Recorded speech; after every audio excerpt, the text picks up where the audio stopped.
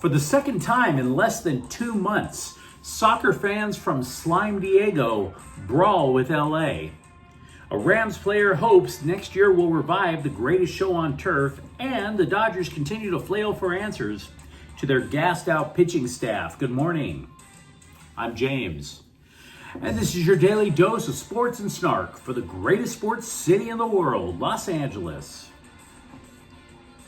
This is the faithful Angelenos morning report. It is Sunday, May 25th, 2025. Sunday, the Lord's Day. So if you believe as I do, take a moment and thank Him for the blessings in your life, like LA sports. And if you like being in the know about LA, click and clack the like button. Click and clack the subscribe button. There's a notification bell. Hit that. It'll let you know when we drop new content. Sharing is caring. Let people know we exist. And by all means, comment. Now, before we go through the news and notes, a quick look at the scoreboard. It was a tough day for the Angelenos yesterday. Dodgers lost to the Mets 5-2, and yet the Dodger magic number still slipped to 109. Also, San Diego 2, Galaxy 1. The defending MLS Cup champs are on a franchise record 15-match winless streak with no end in sight. And that should have been the story, but it's not. And we're going to deep dive into that in just a moment. LAFC tied Montreal 2-2, and Louisville edged Angel City FC 3-2. Meanwhile, today, the Dodgers are at the Mets at 4, and Chicago's in town to take on the Sparks at 3. What do you say we get to the news? Because I have a lot to say. Give me some space, especially if you like soccer. I believe you're going to want to hear this. Because when Major League Soccer awarded an expansion franchise to Slime Diego, our evil neighbors to the south, as much as I hate that town, it made sense. If you turn back the clock to ye old-timey days, the San Diego Sockers were arguably the second most popular team in the now-defunct North American Soccer League. Right there behind the New York Cosmos. And the Cosmos had Pele. The Sockers were loved, and their best player was named Julie V. What an enchanting name that is, Julie V. Now, Slime Diego is a terrible sports town. Let's not get that twisted. They have lost more teams to Los Angeles, 2, than they've ever won titles, which is 0.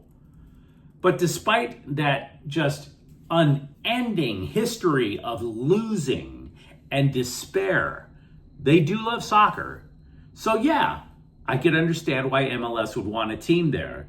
But we found out once again that the only thing Slime Diego loves more than soccer, it is their inner hatred for all things Los Angeles. All things Los Angeles. And that needs to be understood, not just by LA sports fans, but MLS and other major league sports. Because when San Diego FC beat the Galaxy in the season opener 2-0, there were LAFC fans chanting online, and I was trying to tell them, this is not a case of the enemy of your enemy being your friend. Not true at all. They had to find out on their own, and they did. LAFC supporters, they go a couple of weeks later to Snapdragon Stadium down in San Diego. Snapdragon Stadium, by the way, built on the ashes of where the Padres and the Chargers used to play. And Slime Diego fans got into a post-match brawl with the black and gold supporters. Now, who started that fight, I can't tell you. Because clips can get edited, right? We all know this. If YouTube existed decades ago, you could edit a clip to make it look like JFK had it coming. Either way, you would think a lesson would have been passed on from that incident. To the owners of the San Diego Football Club, to the owners of Snapdragon Stadium, to the San Diego Police, to MLS, right? And that lesson is that the drooling, troglodyte, violent hate that Slime Diego has for Angelenos is real. It's been that way when the Dodgers play the Padres, when the Raiders were an LA team and they would play the Chargers and so on. But that didn't happen. Because apparently the owners of Slime Diego FC believe that Ron Burgundy is a real person. And therefore, their fans must be classy. Oh, really? Because then you fast forward to yesterday, less than 2 months after that brawl with LAFC fans, and Slime Diego supporters went for round 2. This time, they went after Galaxy supporters. Only they didn't bother to wait for the parking lot. Why put it off? No. They went at it in the upper deck.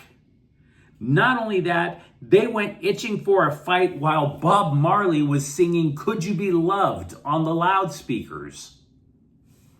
This might be the first time in history, by the way, that people heard Bob Marley and would rather fight than get stoned.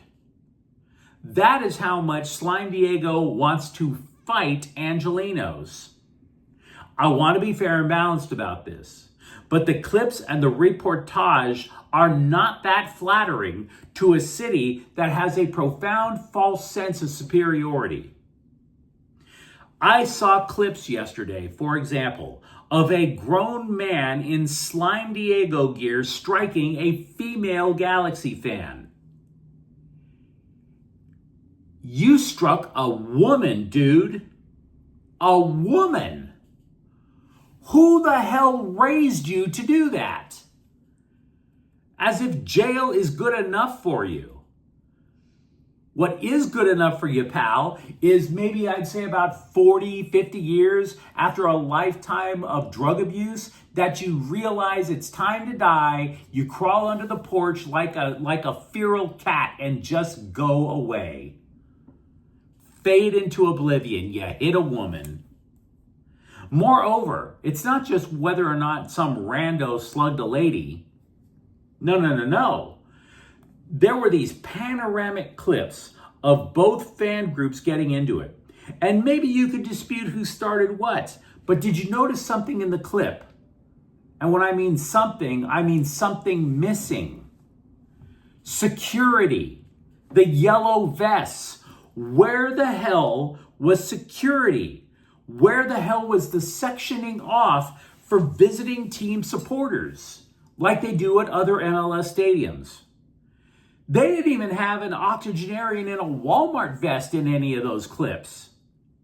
Does anyone representing Major League Soccer or San Diego FC have an answer for why they left hundreds of people, including women, out there like sitting ducks? Did security just look at the mob and run? Were they cowards? Or was it like, well, that's the final whistle. Our job is done. Who wants to go out for craft beers? Was that what happened?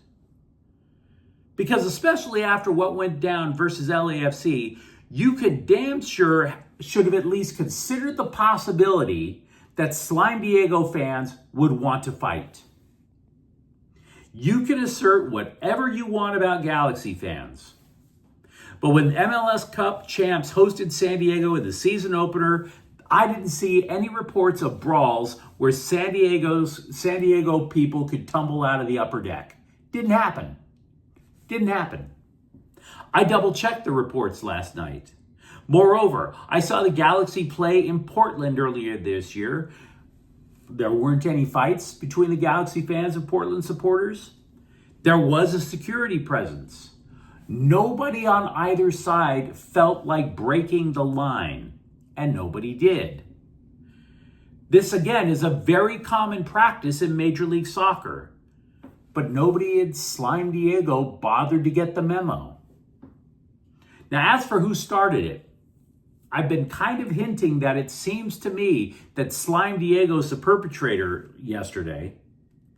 The reason I say that, although it's just one report, the Chicago Tribune, which is owned by the same company that owns the San Diego Union Tribune, reported, quote, after most fans filed out of the stadium, some San Diego supporters appeared to approach the visitors section and multiple fistfights erupted. some dangerously close to the railing above the lower bowl. Galaxy fans then broke through the security line, unquote. I asked people to send clips, preferably unedited, which might validate more about who started what. But we do not know with absolute certainty who did. But trust me, Slime Diego fans are going to claim it was all LA's fault. It's not. It's not LA's fault. Because the fault lies here. You have to protect your own house. Your house is your reputation. Snapdragon Stadium is not my house, pal. It's yours down south. This is on Slime Diego FC ownership, which apparently paid handsomely for wrestling legend Rey Mysterio in the pregame celebration, but didn't even pay food stamps for some yellow windbreakers and a tarp. Final note to Slime Diego. Stop basing your entire reputation on Ron Burgundy. It's a movie character. He doesn't even exist, you idiots. And that's the memo. Let me know what you think, of course, in the comments thread. In other news, all aboard the hype train for the Rams. The scribes have done goose the engine. Now, to be clear, I do think the Rams are a threat to go back to the Super Bowl, but CBSSports.com unnecessarily took it up a few dozen notches by posing a rhetorical question. Can this Rams offense mirror the greatest show on turf? The scribe took one quote from defensive back Quentin Lake and totally blew it out of proportion. Said Lake, quote, "We've got our future Hall of Famer Matthew Stafford. I expect big things. You got Puka Nacua on one end. You got Devontae Adams on the other. Tutu as well does a fantastic job too. We have all the weapons that we need. And then Kyron Williams in the backfield. It's going to be kind of reminiscent of the greatest show on turf. I hope we kind of bring that name back this year," unquote.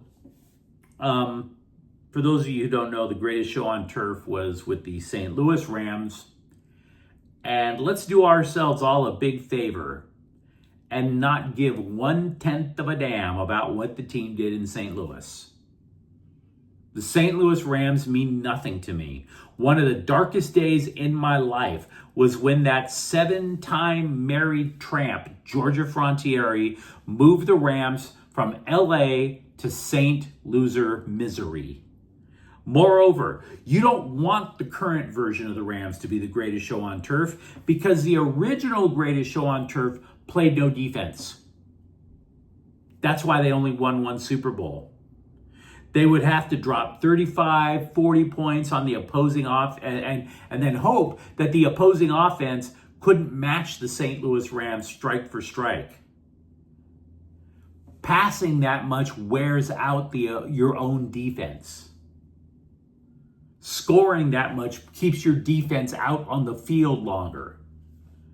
No, I don't want the greatest show on turf. I want the most balanced team in the NFL. And by the way, another thing to consider, Kyron Williams, good player. He's not Marshall Faulk. So let's not.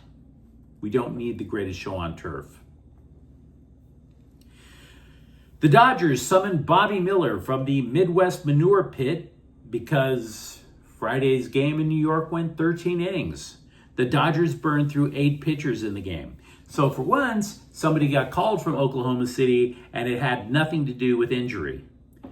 Now, to be real, this is not a solution. Miller pitched yesterday. It's only his second Dodger game this year. He allowed a run, which lowered his ERA to 12.6. 12.60 ERA. Yeah, not a solution. And by the way, I'm not just simply trying to suggest that he had a bad start to the year. No. His ERA last year, 8.52. And so again, the Dodgers are basically trying to do whatever they can to find a solution to their ongoing pitching woes. We have to, at a minimum, be patient to see if Clayton Kershaw has anything left. He did get slaughtered in his debut, but he did kind of rally in Queens. He pitched just 2 shutout innings. He would have pitched more, but there was a rain delay that forced him out of the game. And there's no way you bring Clayton Kershaw back after he sits for 98 minutes. The guy's just barely coming back from injury. You don't try to ramp him up twice in a day. And by the way, yesterday, Kershaw only hit 90 miles an hour once because he can't flame guys like he used to be able to do. Speaking of flaming guys out, we've often established that the Dodgers will take a guy in the draft or off the waiver wire who throws gas, but he has even less self-control than Courtney Love, and then try to refine the approach.